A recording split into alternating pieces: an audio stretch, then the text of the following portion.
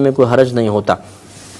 صحابہ کرام علیہم الرضوان بھی جب اکثر یہ احادیث کا جنہوں نے مطالعہ کیا وہ جانتے ہیں کہ نبی کریم صلی اللہ علیہ وسلم بسا اوقات صحابہ کرام سے کوئی بات دریافت فرماتے تھے تو صحابہ کرام کا جواب یہ ہوتا تھا کہ اللہ و رسولہ اعلم، اللہ تبارک و تعالی اور اس کے رسول زیادہ جانتے ہیں۔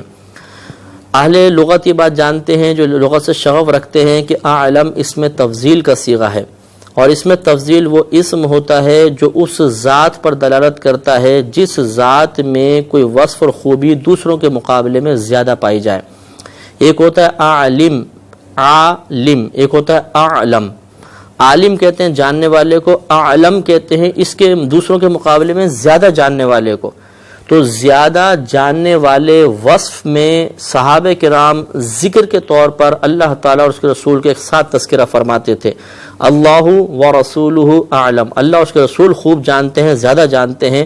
تو اس کا مطلب یہ ہوا کہ اس طرح ساتھ ذکر کر دینا معاذ اللہ کوئی شرک کا پہلو اس میں نہیں ہوتا جبکہ قصد شرک نہ ہو۔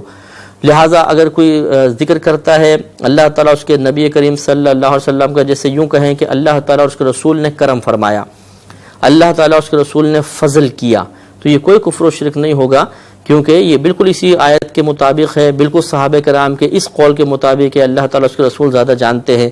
کیونکہ فضل و کرم جو ہے اس کی نوعیتیں مختلف ہوتی ہیں، اللہ کا فضل کچھ اور ہوتا ہے، نبی کا فضل کچھ اور ہوتا ہے۔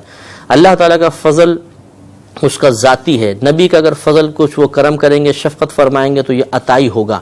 اللہ تعالیٰ کے غیر فانی نبی کے فضل پر فنا ممکن ہے، اگرچہ وہ فنا نہیں ہوگا، فنا ممکن ہے، اور اللہ تعالیٰ کے فضل پہ تو فنا ممکن بھی نہیں ہے۔ ایک چیز ممکن ہوتی ہے لیکن اس کا وقوع پذیر ہونا ضروری نہیں ہے۔ مثال کے طور پر جیسے ابھی ایک پتھر لے کر جیسے میں آپ کیمرے پہ مار دوں، مثال کے طور پہ ممکن تو ہے لیکن کیسا وقوع پذیر بھی ہوگا؟ نہیں۔ تو بعض چیزیں ممکن ہوتی ہیں لیکن ان کا وقوع پذیر ہونا ضروری نہیں ہوتا۔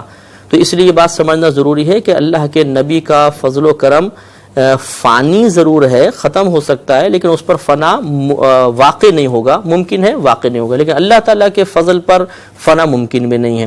اس کا فضل لامحدود ہے اور انبیاء علیہ السلام کا فضل محدود ہوتا ہے۔ اتنے سارے فرق ہوتے ہیں، لہٰذا جس طرح صحابہ کرام کا وصف علم میں اللہ تعالیٰ اور اس کے رسول کے ذکر کو شریک کر دینا شرک نہیں ہے، اسی طرح کسی وصف اور خوبی میں ان بنیادی فرقوں کو ملحوظ رکھتے ہوئے ذکراً اللہ تعالیٰ اور اس کے رسول کے ذکر کو یعنی ذکراً شریک کر دینا یہ شرک نہیں ہوگا۔ اس کو سمجھنا بہت ہی ضروری ہے، ورنہ ہزارہا وساوس ذہن میں جنم لیتے ہیں۔